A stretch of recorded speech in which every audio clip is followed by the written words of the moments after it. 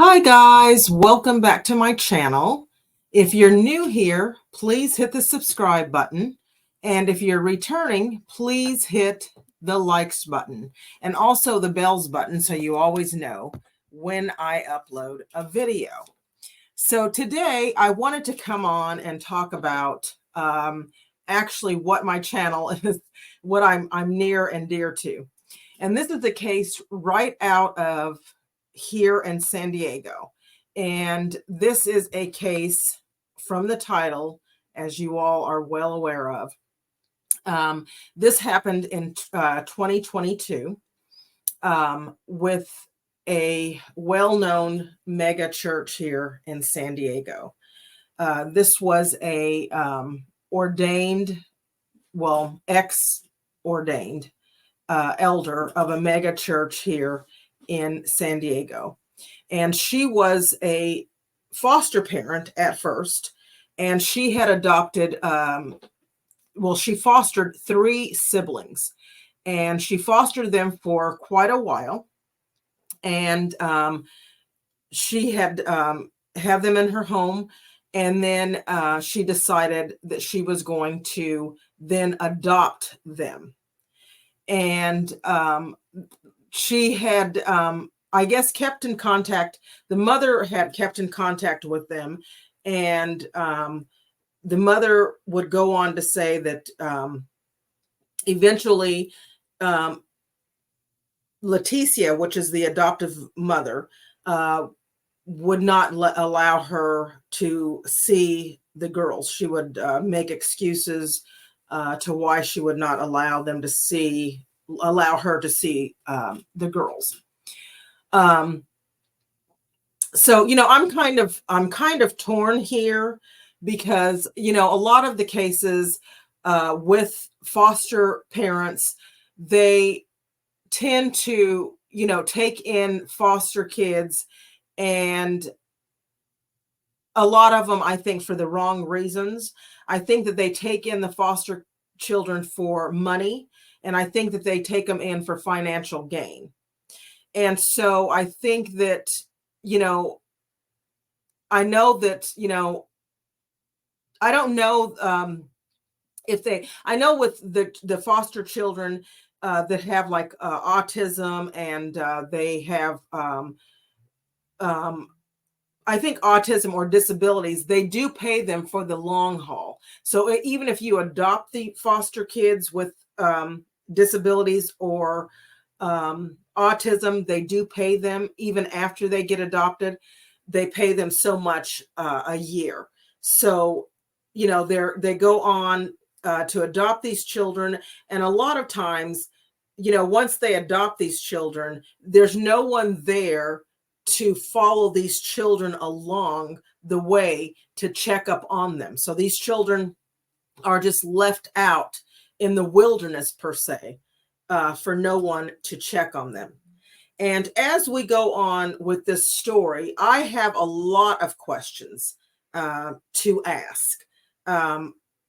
And, one being that, did these children go to the church? Did not any of the church members see these children? Did they not notice that these children were malnourished? Did they not know that these children were starving? Did they not know that these children were abused?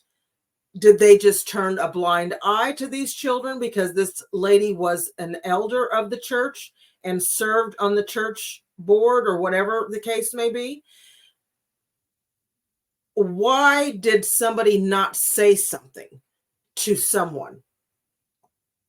And why is it that in society that we just turned a blind eye when we see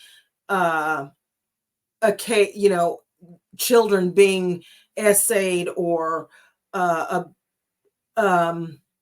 mistreated, that we just turn a blind eye, and we just, because it is a member of a church or our friend or a coworker? Why? If I see a child or an elderly person being abused, I most certainly am not and I don't care who you are, going to turn a blind eye and say, oh, it's just, it's my friend, I'm not going to say anything. No, absolutely not. If I don't care who you are. If a child is being mistreated, and I have to watch my words here with YouTube, if a child is being mistreated or an elderly person is being mistreated, I most certainly am going to call authorities and alert the right person. And if CPS or Adult Protective Services does not answer, I am going to keep on and keep on and keep on calling until I get a response, until something is done, until I see that they're answering. And even if they don't answer, and even if I see that they're going out and they're just leaving, because I see in a lot of cases that they go out and they don't remove the children per se. They go out and they say, oh, they're fine, they look great. And the parents sit down and talk to them, and they leave those children in the home. Well, I'm going to keep calling until I see that these children are safe. I'm going to be that voice for those children. I'm not going to just turn a blind eye and say, well, I made the call and nothing was done, because it ends up in results like this. So I have a couple of videos that I want to play for you all. This happened back in November of 2022. I believe that's when they got the call, but it started in August. And Leticia, like I said, was an ordained elder of a mega church here in San Diego. Her parents were volunteer police officers for the San Diego Police Department. Her husband was a Border Patrol officer for San Diego. And I believe Leticia was a chaplain, volunteer chaplain. I believe it was either her father or Leticia. Anyway, we'll get it straight and we'll read along with what I pulled up.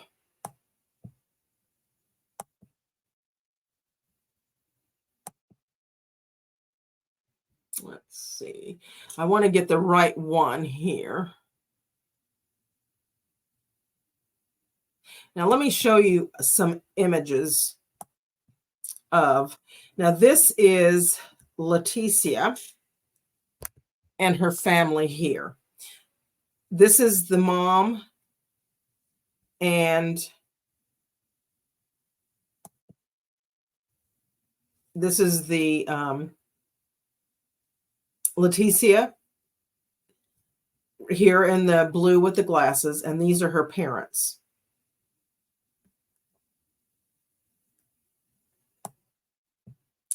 So these are the pictures of those two.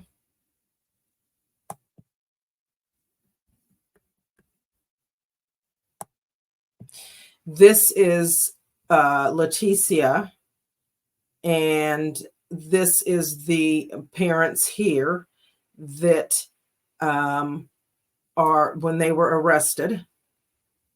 And this is, when they were arrested. And then this is the picture of little Arabella, the one that was unalived here with a little crown on her head. So these are just some images that I wanted to show you all. And just so that you all can get kind of a good look at these precious people. So then we'll go back and I will pull up the pictures of the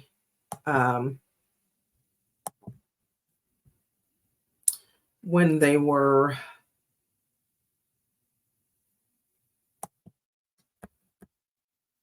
first took place.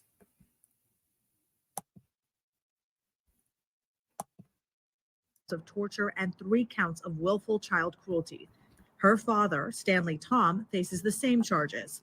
Her mother, Adela Tom, faces torture and willful child cruelty charges, but is not charged with murder. We've been working with the DA very closely on this case, and everyone was on board when we had these warrants put out for Leticia, Adela, and Stanley. Arabella's biological parents tell us Arabella and her two younger sisters moved in with the McCormicks around 2017, and their adoptions were finalized a couple years later. Leticia McCormick has been an important figure in the Rock Church, serving as the ministry leadership program coordinator and was an ordained elder. Tuesday, the church told us it has no relationship with her and is working to revoke her ordained status. Deputies also say Arabella's 6- and 7-year-old sisters, who were also adopted by the McCormicks, were hospitalized in August but are doing better and are in the care of a foster family. And we're still waiting on the medical examiner's autopsy report to get an official cause of death for Arabella. In the meantime, Leticia McCormick and both of her parents are in custody. All three are scheduled to be arraigned Wednesday. Alexis Rivas for NBC7 Investigates. The NBC Investigates team has been digging into this story for months. You can learn more about the timeline of her death and the investigation on NBC7.com. Now, when this story broke, the dad actually had pulled up to the home. And as he was pulling up to the home, which I'm going to show in this next clip, he actually took his own life. And I say, how unfair is that? Because he needed to face what he did to this poor, innocent child. This poor innocent child, which I have to kind of fast forward in the next clip that I show you all because the images are so graphic and so sad that they actually had this little girl chained to the bed. And they said that you know, the grandmother, which I'm going to actually kind of read to you all some of this, and maybe I can kind of show you. But they said that the grandmother, you know, originally the grandmother was not charged with unaliving. And when they first were all taken into custody. And the grandmother was just, you know, she was the only one that was not charged with unaliving. But after they took a look at it just recently, she then was charged with the unaliving as well. And they're going to go on in this next clip to tell you why she was then charged with the unaliving. And I'm going to share that clip with you all now.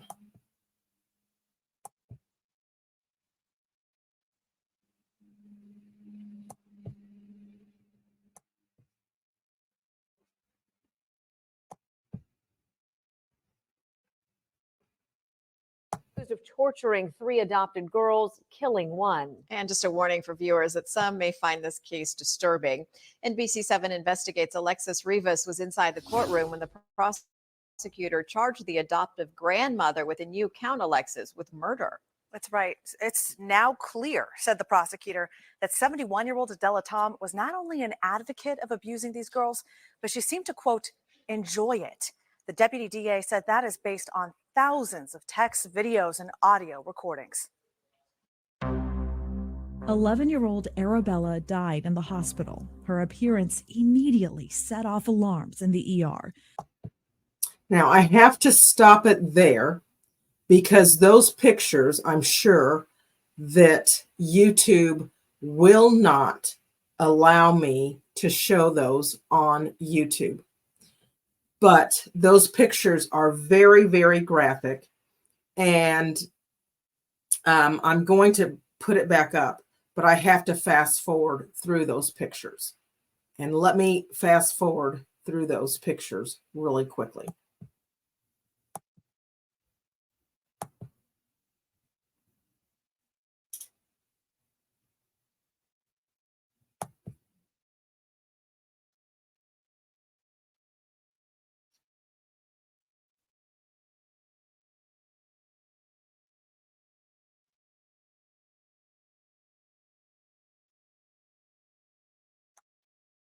her adoptive father, a Border Patrol agent, shot and killed himself in front of deputies.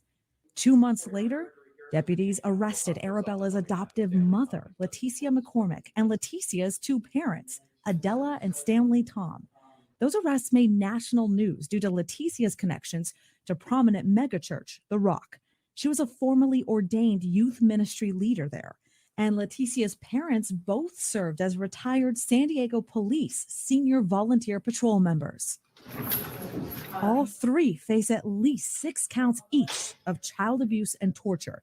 But before Tuesday, Adela was the only one not charged with murder. The people have had time to really dive into what has been thousands of text messages. That changed, said Deputy DA Meredith Pro, after she says reams of evidence incriminate the grandmother.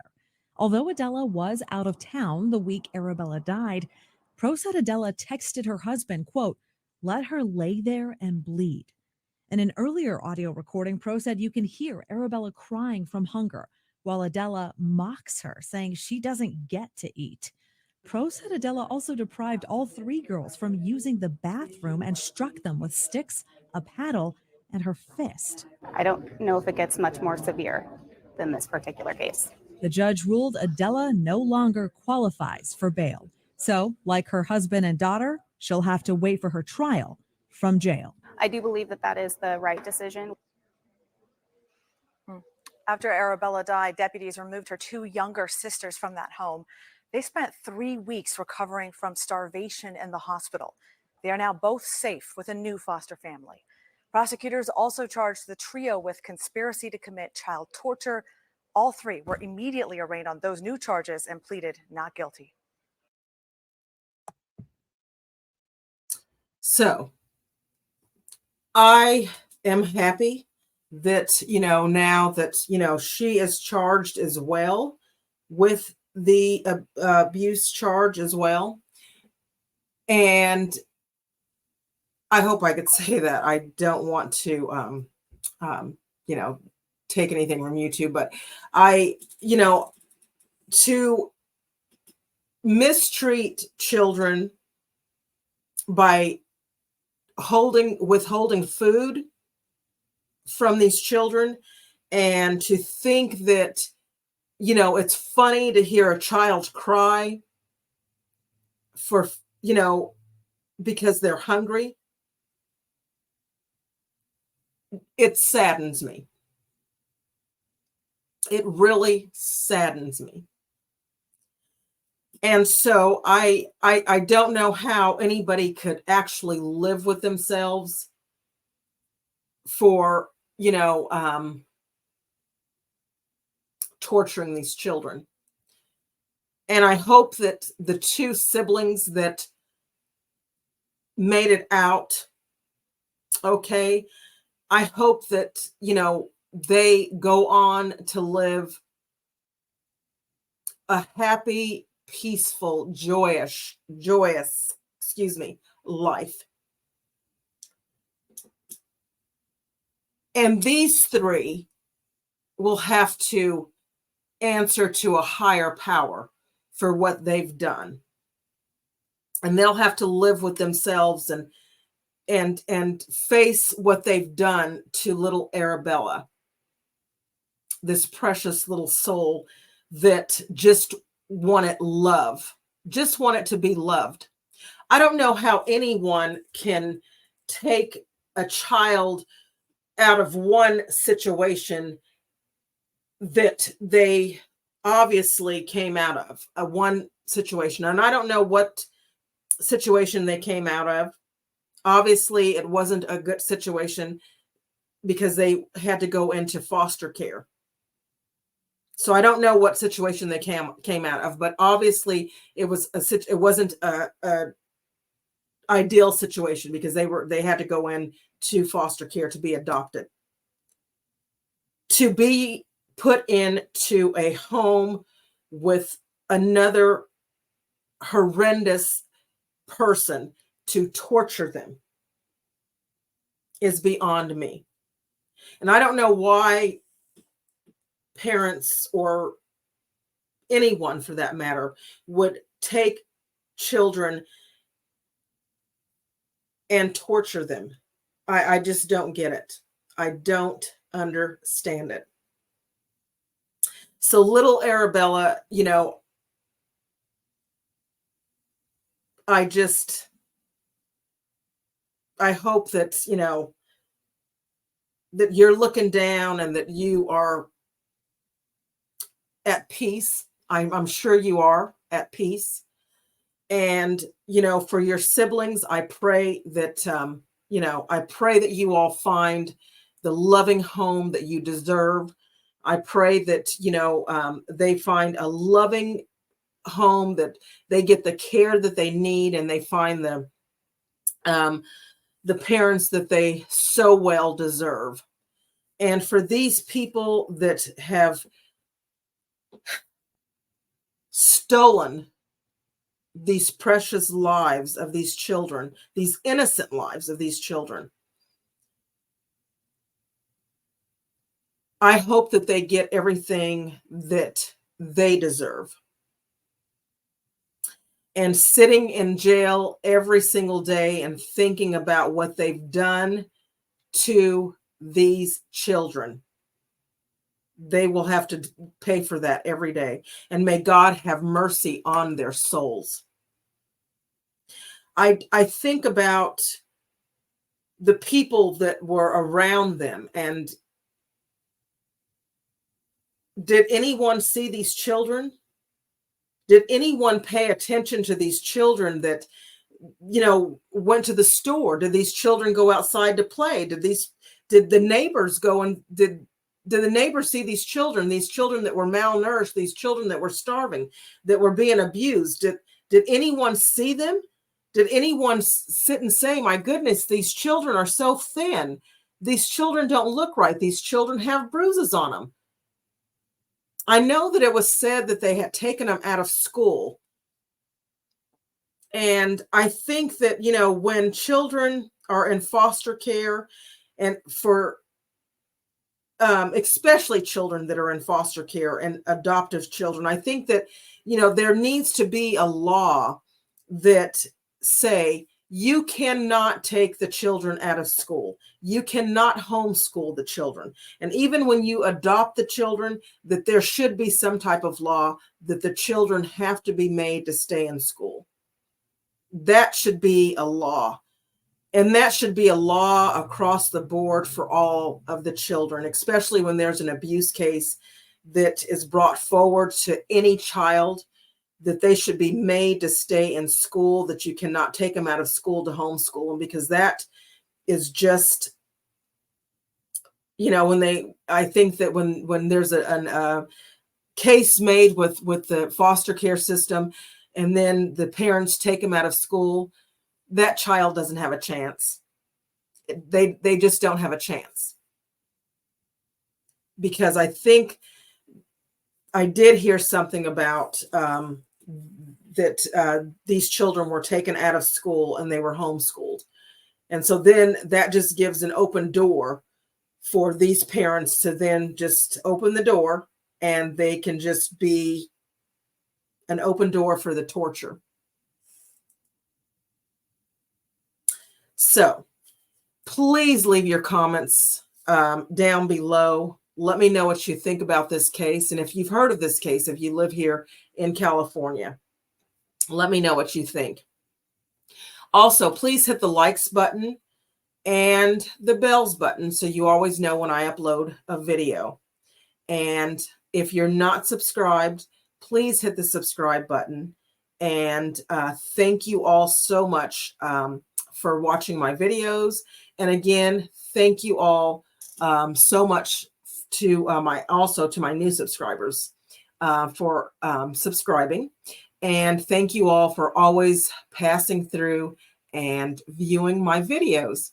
So until next time, bye.